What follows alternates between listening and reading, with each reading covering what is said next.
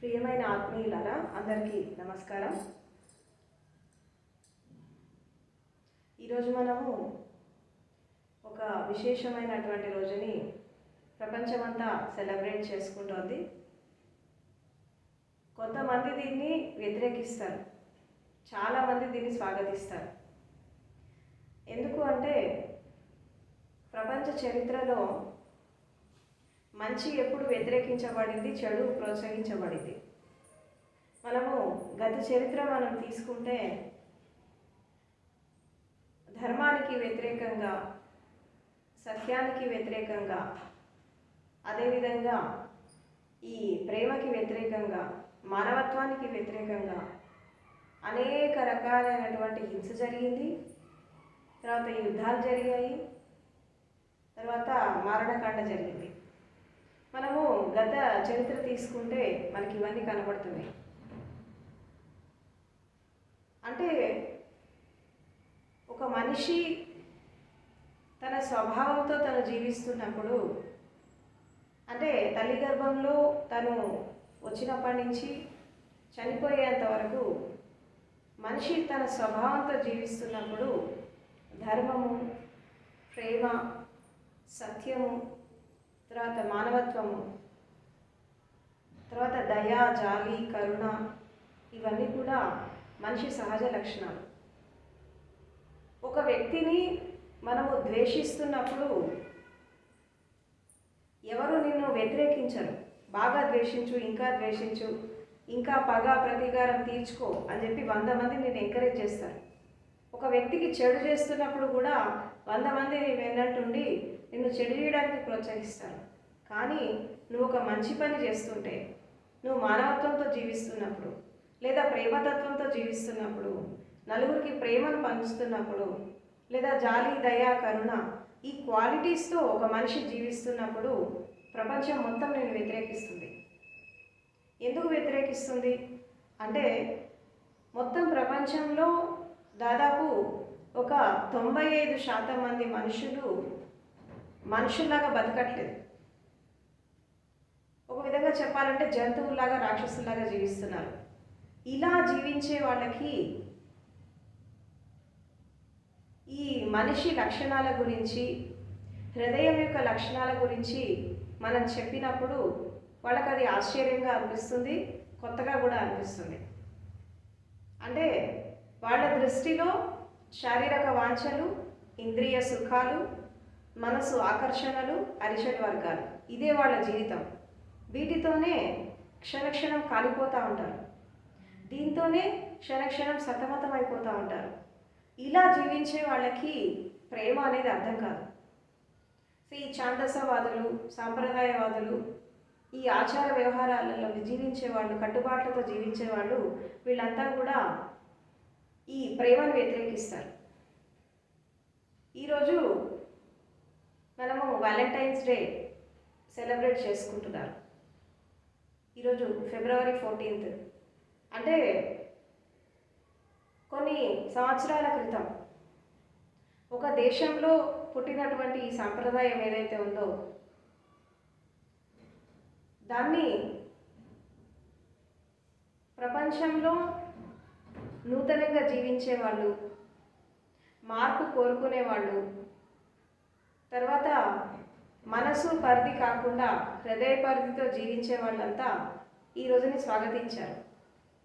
కానీ ఎవరైతే ప్రేమ అనే పదాన్ని ఒక బూతులాగా చూస్తారో, కామానికి ఇంపార్టెన్స్ ఎవరైతే ఇస్తారో వాళ్ళు దీన్ని వ్యతిరేకిస్తారు. ఎందుకంటే ఇవాళ రేపు సమాజంలో మనం చూస్తూ ఉంటే ప్రేమ, స్నేహం అనేది ఒక కోరికలాగా అయిపోయింది. ఎందుకు కోరికలాగా అయిపోయిందంటే చాలామంది దృష్టిలో ప్రేమ అంటే కామమే అయిపోయింది.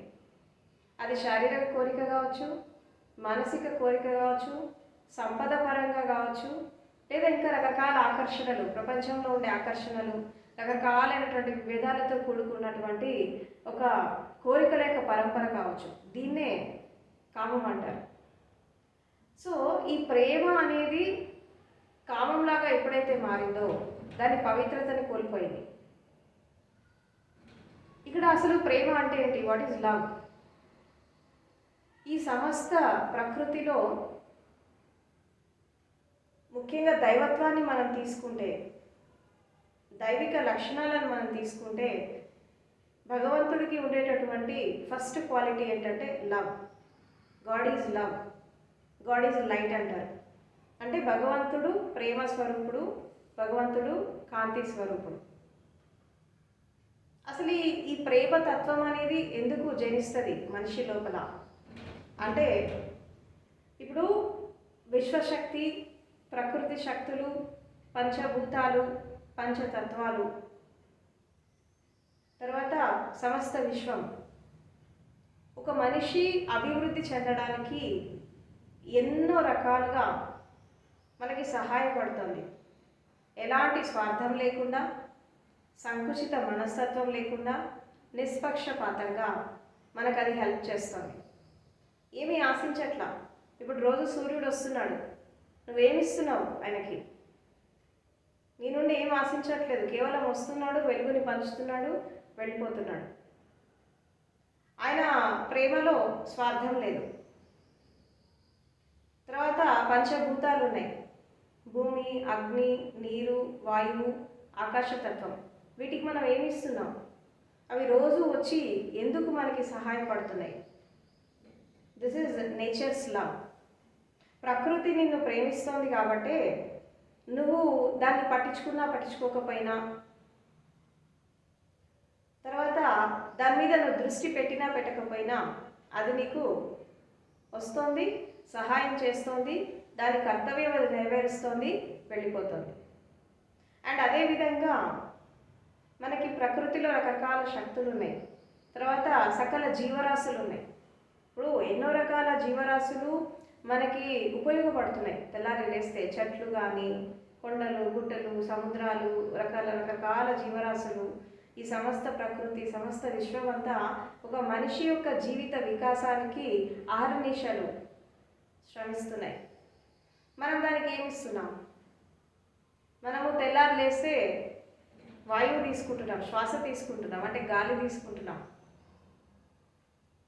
ఎంత తీసుకుంటున్నాము అంటే లెక్కలేదు, ఎంతో తీసుకుంటున్నాం. మనం దానికి ఏం పే చేస్తున్నాం? ఏం పే బ్యాక్ చేస్తున్నాం? దానికి ఏం చేయట్లేదు. ఓన్లీ తీసుకుంటున్నాం. Giving giving giving. అది ఇస్తూనే ఉంది, మనం తీసుకుంటూనే ఉన్నాం. మనం ఎప్పుడు రిసెప్టివ్ ఎండ్లో ఉన్నామే కానీ ఇచ్చే దశలో లేవు. దీన్ని బట్టి ఒక విషయం మనకు అర్థమవుతుంది ఏంటంటే, మనిషికి తీసుకోవడమే కానీ ఇవ్వడం అలవాట్లేదు.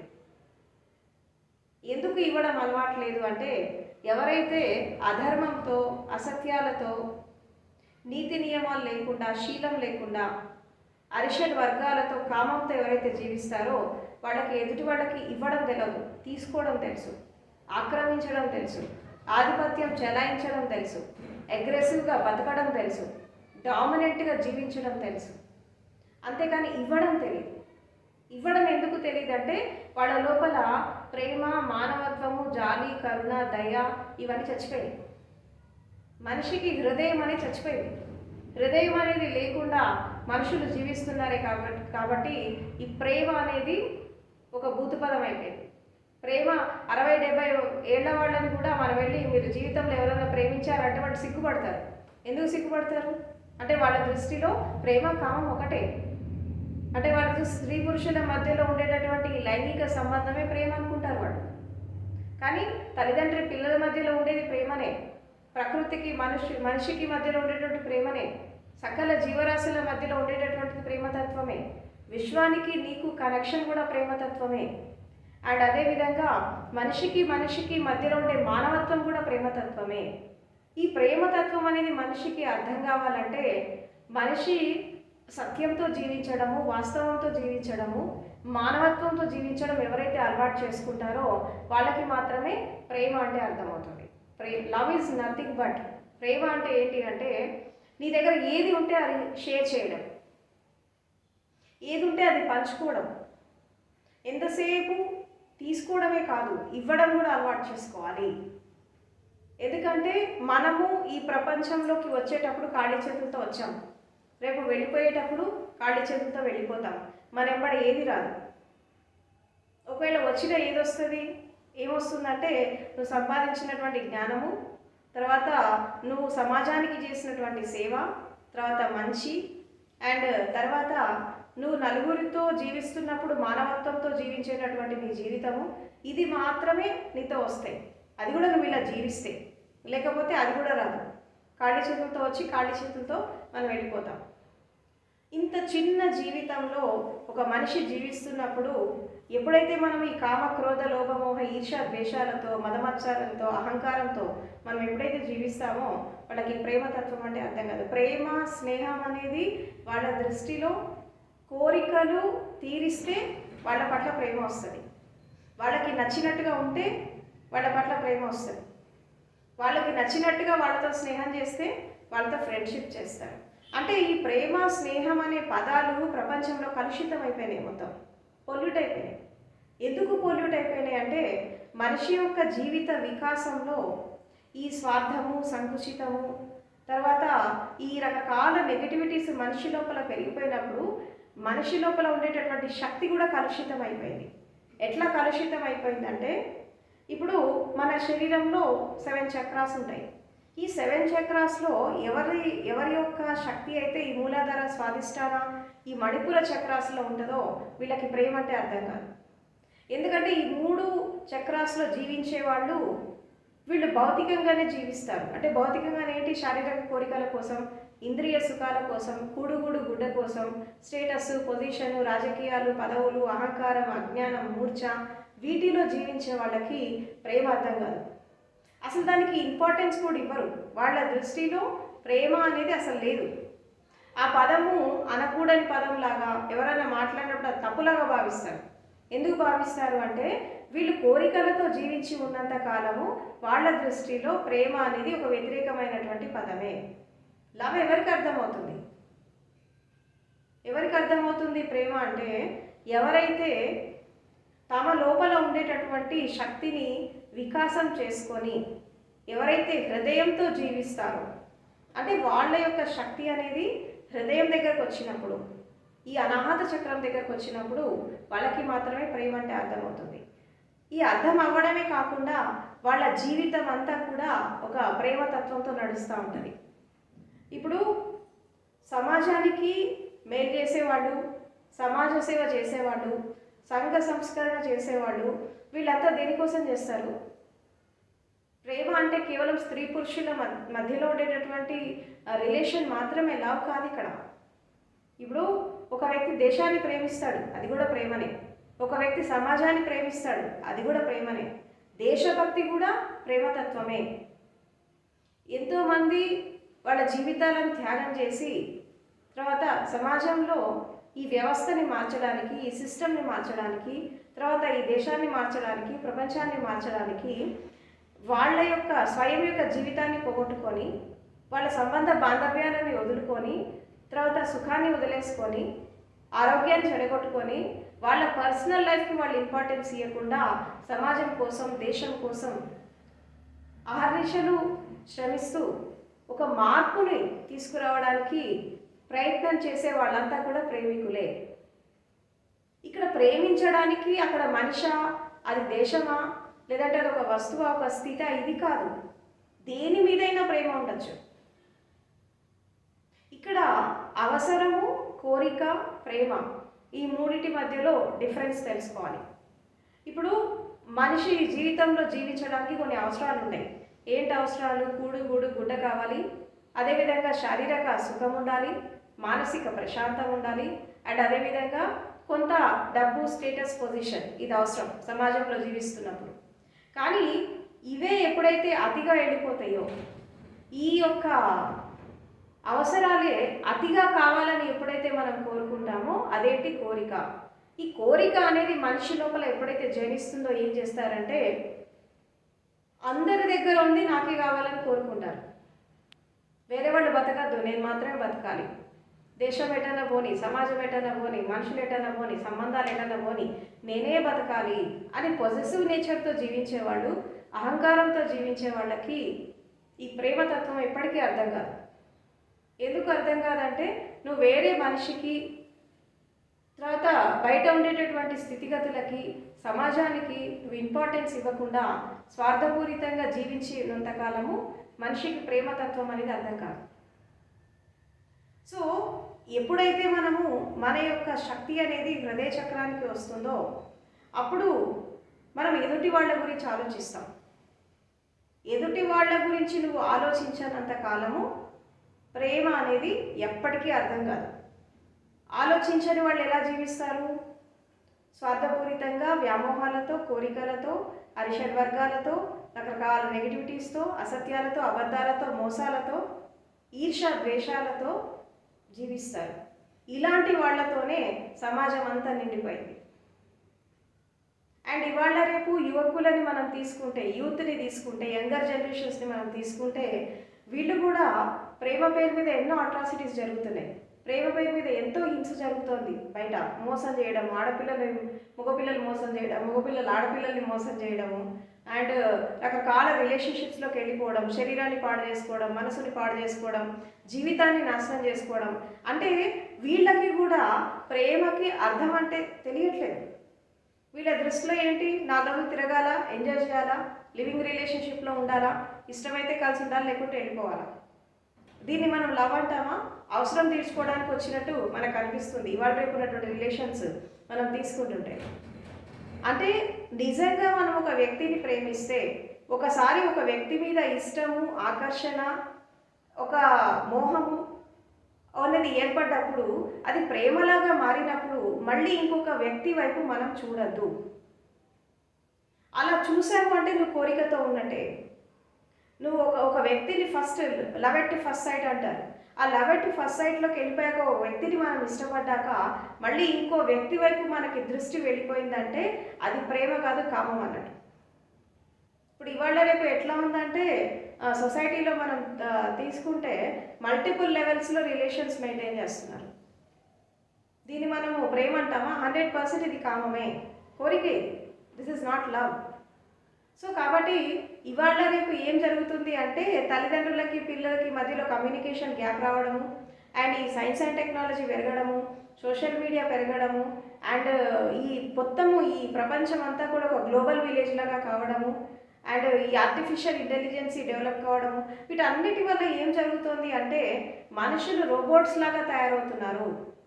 వీళ్ళ లోపల ఒక సెన్సిటివ్నెస్ లేదు, హ్యుమానిటీ లేదు, లవ్ అండ్ ఎఫెక్షన్ లేదు, కంపాషన్ లేదు, ఏది లేదు. మనుషులు మనుషుల్లాగా జీవిస్తున్నారు, రోబోట్స్ లాగా జీవిస్తున్నారు. ఈ రోబోట్స్ లాగా దైనందిన జీవితంలో జీవించేటటువంటి మనుషులకి వయసు ఎప్పుడు వస్తుంది, ఎప్పుడు పోతుంది, కోరిక ఎప్పుడు వస్తుంది, ఎప్పుడు పోతుంది, లేదా హృదయం లోపల ఎలాంటి సెన్సేషన్స్ వస్తున్నాయి, ఇవన్నీ ఏం అర్థం కావట్లేదు. తెల్లారి లేస్తే డబ్బు కోసం పరిగెత్తాలా, బంధాల కోసం పరిగెత్తాలి, బాధ్యతల కోసం పరిగెత్తాలి, తర్వాత ఆకర్షణల కోసం పరిగెత్తాలి. ఈ ఉరుకుల పరుగుల జీవితంలో ఎవరు ఎక్కడ ఎలాంటి తప్పులు చేస్తూ జీవిస్తున్నారు సమాజంలో అనేది మనకు అర్థం కావట్లేదు. సో కాబట్టి ఇవాళ రేపు ప్రపంచం అంతా కూడా, నాట్ ఓన్లీ భారతదేశం అని కాదు, ప్రపంచం అంతా కూడా ఇలాగే నడుస్తోంది. ఎందుకంటే మనుషులు హృదయం లేకుండా జీవిస్తున్నారు. కానీ ఇది ప్రేమ కాదు. ఇప్పుడు ఏదో ఒక రోజు ప్రేమ పేరు మీద సెలబ్రేట్ చేసుకొని ఏదో మనము ఒక లవ్ని షేర్ చేసి వాళ్ళు మనతో జీవితాంతం ఉంటారో లేదో అనే నమ్మకం కూడా లేకుండా ఏదో ఒక రోజు అలా ఎంజాయ్ చేయడం కాదు. ఇప్పుడు ఐ లవ్ యూ అని చెప్పడం చాలా ఈజీ, కానీ దాన్ని నిలబెట్టుకోవడం కష్టం. నేను నిన్ను ప్రేమిస్తున్నాను, నేను నిన్ను ఇష్టపడుతున్నానని చెప్పడం చాలా ఈజీ, కానీ జీవితాంతము దాన్ని నిలబెట్టుకోవడం చాలా కష్టం. ఎందుకంటే దాన్ని నువ్వు నిలబెట్టుకోవాలి అంటే బాధ్యత ఉంటుంది, బంధం ఉంటుంది, అటాచ్మెంట్ ఉంటుంది, అండ్ ఇద్దరి మధ్యలో ఒక బాండింగ్ ఉంటుంది, ఒక అండర్స్టాండింగ్ ఉంటుంది.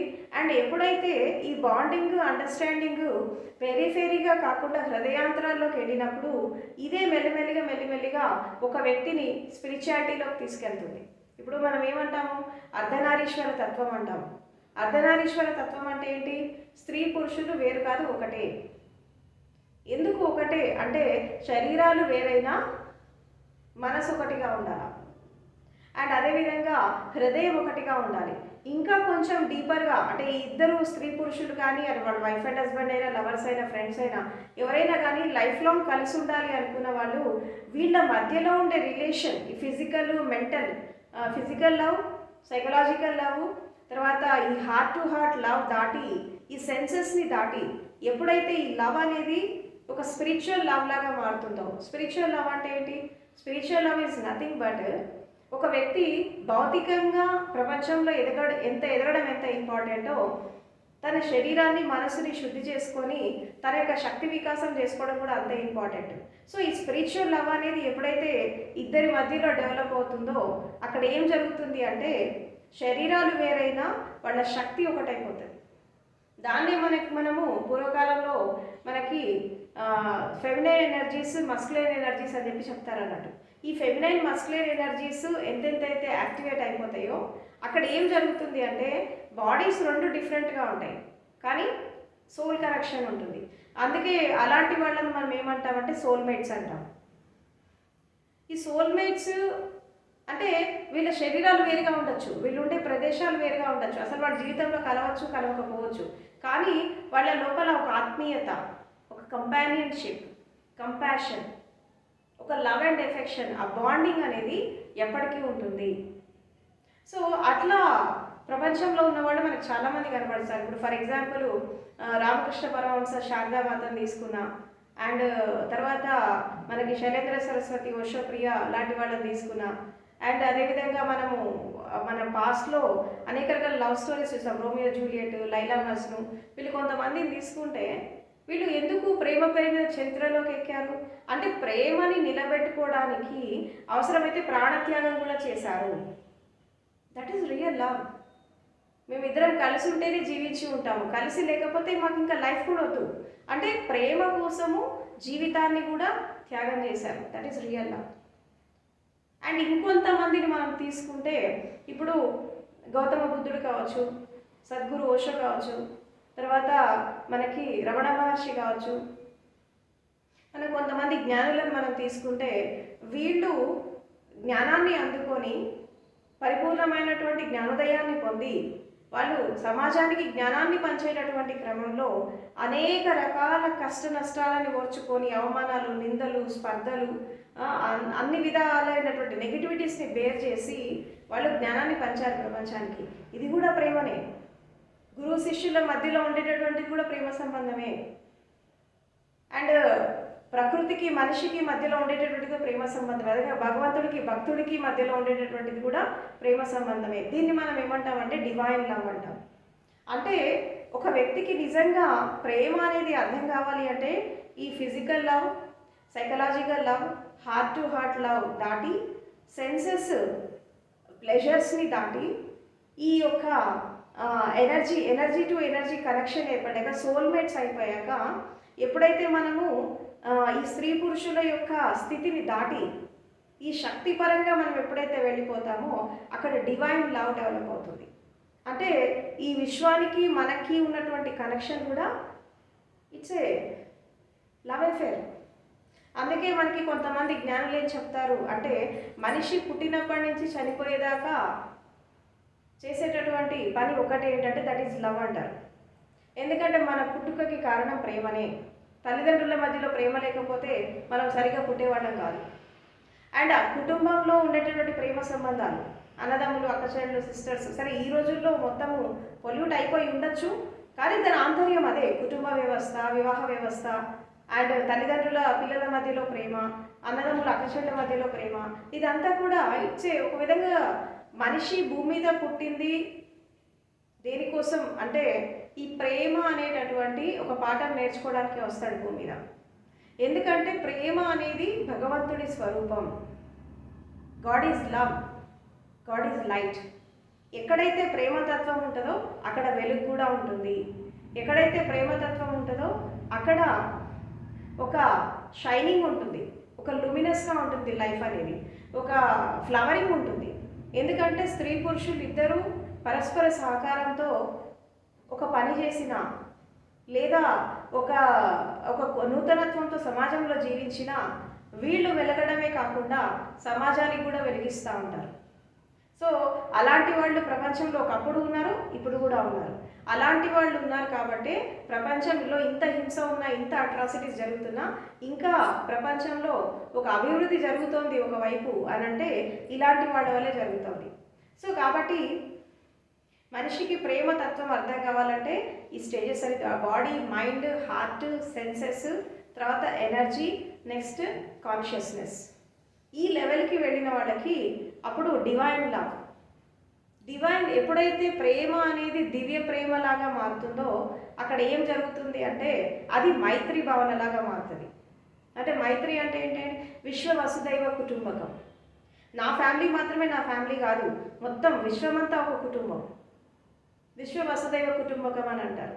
అంటే ఈ సమస్త విశ్వాన్ని ఒక కుటుంబంలాగా భావించి ఎవరైతే జీవిస్తారో వాళ్ళు రియల్ లవర్స్ అన్నట్టు.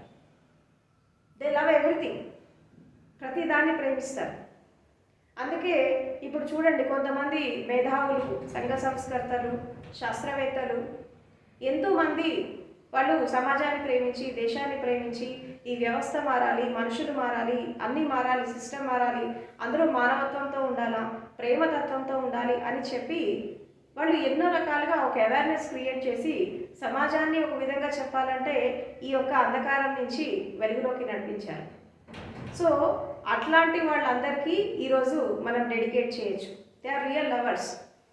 కొంతమంది కుటుంబాన్ని ప్రేమిస్తారు, కొంతమంది సమాజాన్ని ప్రేమిస్తారు, కొంతమంది దేశాన్ని ప్రేమిస్తారు, కొంతమంది సమస్త విశ్వాన్ని ప్రేమిస్తారు. సో ఈ ప్రేమలో కూడా లెవెల్స్ ఉంటాయి. ఇప్పుడు హ్యూమన్ లవ్ వేరు, ఫిజికల్ లవ్ వేరు, తర్వాత సొసైటల్ లవ్ వేరు, అండ్ అదేవిధంగా వరల్డ్లీ లవ్ వేరు. సో ఇదంతా దాటి దాటి ఎప్పుడైతే మనం universal love, universal brotherhood, universal నేచర్లోకి మనం ఎప్పుడైతే వెళ్తామో అప్పుడు సమస్త విశ్వంతో మనం కనెక్ట్ అయినప్పుడు అక్కడ మనకి కలిగేది ఏంటంటే స్నేహం, మైత్రి భావన. అందుకే అంటారు friendship is higher than love అంటారు. ఎందుకు friendship is higher than love అంటే ఈ ప్రేమలో కలుషితం ఉంటుంది. ఎందుకంటే ప్రేమలో ఇచ్చిపుచ్చుకోవడం రెండు ఉంటాయి, కొంత ఇవ్వాలి, కొంత తీసుకోవాలి, రెసిప్రోకల్ ప్రాసెస్ ఉంటుంది. కానీ స్నేహంలో మొత్తం ఇవ్వడమే ఉంటుంది, తీసుకోవడం ఉండదు, ప్యూరిటీ. అయితే ఎప్పుడైతే ఇదే స్నేహము ఒక వ్యక్తితో, ఒక స్థితిలో, ఒక దేశం మీదనో, పరిస్థితి మీదనో, స్థితి మీదనో ఏర్పడి మెల్లగా ఇదే ఒక దివ్యమైనటువంటి స్నేహ భావనకి, దివ్యమైన మైత్రి భావనకి, అనంతమైనటువంటి ప్రేమ భావనకి, అనంతమైనటువంటి మైత్రి భావనకి వెళ్ళినప్పుడు అప్పుడు ఇదే యూనివర్సల్ బ్రదర్హుడ్ అయిపోతుంది. ఇప్పుడు ప్రపంచాన్ని నడిపించేటటువంటి శక్తి విశ్వశక్తి, దానికి 4 క్వాలిటీస్ ఉంటాయి. ఏంటంటే అనంతమైనటువంటి మైత్రి భావన, అనంతమైనటువంటి కరుణ భావన, అనంతమైనటువంటి ప్రేమతత్వము, అనంతమైనటువంటి ఉపేక్ష, అనంతమైనటువంటి సమతా భావన. ఇది మన లోపల కూడా ఉంటాయి, ప్రతి మనిషి లోపల కూడా ఈ క్వాలిటీస్ ఉంటాయి, కానీ విత్తనంలాగా ఉన్నాయి. ఎప్పుడైతే మనము ఈ క్వాలిటీస్ మన లోపల డెవలప్ చేసుకొని దాన్ని మనం ఒక విరాట్ రూపంలో తీసుకెళ్ళినప్పుడు ఒక మనిషి కూడా ఒక ప్రేమతత్వంతో, ఒక స్నేహభావంతో, మైత్రి భావనతో వీళ్ళు ఎదిగినప్పుడు సమాజంలో వీళ్ళ ద్వారా సమాజ కళ్యాణం జరుగుతుంది, మానవ కళ్యాణం జరుగుతుంది, అండ్ అదేవిధంగా లోక కళ్యాణం జరుగుతుంది. సో కాబట్టి ఈ వ్యాలంటైన్స్ డే, సో ఈ లవర్స్ డే ఏదైతే ఉందో, ఎవరైతే నిజంగా ప్రేమించారో, శరీరాన్ని, మనసుని, ఆకర్షణని దాటి heart to heart love, spiritual love, లేదంటే దేశభక్తితో సమాజాన్ని ప్రేమిస్తూ, మనుషులను ప్రేమిస్తూ, మానవత్వాన్ని ప్రేమిస్తూ, అదేవిధంగా ఎన్నో రకాల అడ్డంకులు దాటుకొని సమాజ మేలు కొరకు, మనుషుల మేలు కొరకు, విశ్వ కళ్యాణం కోసము ఎవరైతే పనిచేస్తున్నారో వాళ్ళందరికీ ఈ వ్యాలంటైన్స్ డే డెడికేట్ చేస్తూ, వాళ్ళంతా ప్రేమికులే, ప్రేమతత్వాన్ని అందుకొనే వాళ్ళు పనిచేస్తున్నారు. వాళ్ళ ఉద్దేశం ఏదైనా కావచ్చు, వాళ్ళు ఎంచుకున్న ఫీల్డ్ ఏదైనా కావచ్చు, వీళ్ళంతా కూడా సమాజానికి ఎంతో చేస్తున్నారు. సో ఇలాంటి వాళ్ళంతా లవర్సే. సో కాబట్టి ఇక్కడ ఒక విషయం మనం అర్థం చేసుకోవాలి. మనిషి జన్మించినప్పుడు మనుషులతో ప్రేమతత్వంతో ఉండాలి, జీవించినంతకాలం సమస్త ప్రకృతితో ప్రేమతత్వంతో ఉండాలి, అండ్ ఇన్నర్గా వెళ్ళినప్పుడు మన లోపల ఉండే senses. First love your body, love thyself. First self love ఉండాలి. సెల్ఫ్ లవ్ అంటే ఏంటి? మన శరీరాన్ని మనం ప్రేమించడం, మన మనసుని మనం ప్రేమించడం, మన ఆలోచనలను మనం ప్రేమించడం, మన లోపల ఉన్నటువంటి శక్తికి మనం ఇంపార్టెన్స్ ఇవ్వడం, మన బాడీకి ఇంపార్టెన్స్ ఇవ్వడం, మన లైఫ్కి ఇంపార్టెన్స్ ఇవ్వడం. ఎప్పుడైతే సెల్ఫ్ లవ్ స్టార్ట్ అయిపోతుందో అది ఆటోమేటిక్గా ఎదుటి వాళ్ళ మీద ఎక్స్టెన్షన్ జరిగిపోతుంది. నిన్ను నువ్వు ప్రేమించుకోకుండా ఎదుటి వాళ్ళని ప్రేమించలేవు. First love yourself, love thyself. కాబట్టి ద్వేషం కానీ, ప్రేమ కానీ, కోపం కానీ, ఏదైనా కానీ మన నుండి మొదలైనప్పుడే అది ఇతరులకు ఎక్స్టెన్షన్ అవుతుంది. అదేవిధంగా మార్పు కూడా, change starts from the individual and ultimately it extends to the society at large. అదేవిధంగా లవ్ కూడా starts from the individual and ultimately it extends to the universe. So కాబట్టి నిన్ను వల్లి నీ పొరుగు వారిని ప్రేమించు అని అంటారు. అంటే నిన్ను నువ్వు ఎలా ప్రేమించుకుంటావో ఎదుటి వాళ్ళని కూడా ప్రేమించు. ఇక్కడ ప్రేమించడము అంటే అందరు అనుకునే ప్రేమ కాదు, ప్యూర్ లవ్, అన్కండిషనల్ లవ్. ఒక విధంగా ప్రేమకి పర్యాయ పదాలు ఏంటి అంటే మానవత్వము, కరుణ, జాలి, దయ, కంపానియన్షిప్, తర్వాత మైత్రి భావన, ఉపేక్ష, ముదిత, శాంతి. ఇది ప్రేమకి పర్యాయ పదాలు. ప్రేమ అనేది ఎంతెంత ప్యూరిటీకి వెళ్ళిపోతూ ఉంటుందో ఈ క్వాలిటీస్ అన్నీ ఒక వజ్రాల్లాగా, ఒక ఆణిముత్యాల్లాగా మనిషి లోపల మూర్తిభవించి ఉన్నప్పుడు ప్రతి వ్యక్తి కూడా ప్రేమ స్వరూపం అయిపోతాడు, ప్రతి వ్యక్తి కూడా ప్రేమతత్వంతో ఉంటాడు. సో ఆధ్యాత్మికవాదులు, ఎస్పెషల్లీ సాధకులు అర్థం చేసుకోవాల్సిన విషయం ఏంటంటే ఫస్ట్ సెల్ఫ్ లవ్, తర్వాత నేచర్స్ లవ్, యూనివర్సల్ లవ్, తర్వాత డివైన్ లవ్. ఒక విధంగా చెప్పాలంటే ధ్యానం అంటే ఏంటి? Meditation is nothing but self love. సమాధి అంటే ఏంటి? సమాధి is nothing but you are loving your inner consciousness. And what is the enlightenment? Enlightenment is nothing but its ultimate love affair with the divine. జ్ఞానోదయం అంటే ఏంటి? భగవంతుడితో సంపూర్ణంగా ప్రేమలో పడిపోవడమే, విశ్వంతో సంపూర్ణంగా ప్రేమలో పడిపోవడమే. కాబట్టి ప్రేమ అనేది అణువంతా మొదలవుతుంది, విశ్వమంతా వ్యాపిస్తుంది. ఎవరైతే అణువుతో స్టార్ట్ చేసి ఈ భౌతికమైనటువంటి స్థితిని దాటి, ఈ భౌతికమైనటువంటి పరిస్థితులను దాటి ఎవరైతే వెళ్తారో వాళ్ళు విశ్వ ప్రేమలోకి, విశ్వమానవీయ ప్రేమలోకి, విశ్వ మానవుల్లాగా నిలబడతారు. వాళ్ళు ఏ రంగంలో ఉన్నా, వాళ్ళు ఏ పని చేసినా ఒక ప్రపంచంలో ఒక ధ్రువతారల్లాగా వెలుగుతారు. వాళ్ళు చచ్చిపోయినప్పటికీ కూడా వాళ్ళు చేసిన పనులు మిగిలి ఉంటాయి. సో ప్రతి వ్యక్తి కూడా భూమి మీద పుట్టారు, ఏదో ఒకటి సాధించి వెళ్ళాలా. మన సమాజాన్ని మనకు ఎంతో ఇచ్చింది, సమాజానికి మనం పే బ్యాక్ చేయాలి. ఇది కూడా ఒక విధంగా ప్రేమతత్వమే. కాబట్టి pay back to the society. మీరు ఏ రంగంలో ఎదిగినా పరిపూర్ణంగా ఎదగండి. మీరు ఎదిగినటువంటి ఫలితాన్ని 10 మందికి పంచండి. మీ ప్రేమను పంచండి, మీ శాంతిని పంచండి, మీ జ్ఞానాన్ని పంచండి, మీ మేధస్సుని పంచండి. అంతేగాని హింస, అట్రాసిటీస్, కామక్రోధ లోపాలు ఇది కాదు ప్రేమ అంటే. శాంతి, సహనము, సౌభ్రాతృత్వము, సమత, సమానత్వం, స్వేచ్ఛ, ఆనందం, ఇది ప్రేమతత్వం. కాబట్టి ఈనాటి యువతి యువకులు ఎవరైతే ఉన్నారో ఇంకా ఈ మాయలో పడిపోయి ఈ కామక్రోధ లోపాల్లో తేలుతూ ద్వేషాన్ని పెంచుకుంటూ జీవితాన్ని నాశనం చేసుకోకండి. ఇప్పటికైనా ఎవేకెన్ కండి. ఎవేకెన్ అయి జీవితాన్ని అర్థం చేసుకోండి, సత్యాన్ని అర్థం చేసుకోండి. జీవితానికి importance, first love your life. మీ జీవితాన్ని మీరు ప్రేమించండి, దానికి ఇంపార్టెన్స్ ఇవ్వండి, జీవిత వికాసం చేసుకోండి.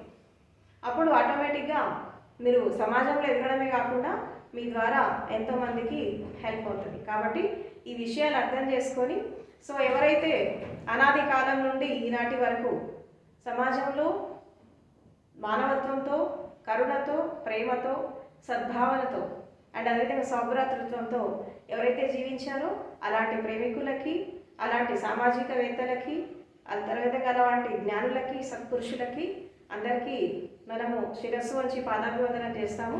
సో ఈరోజు వాళ్ళకి నేను డెడికేట్ చేస్తున్నాను. Thank you very much.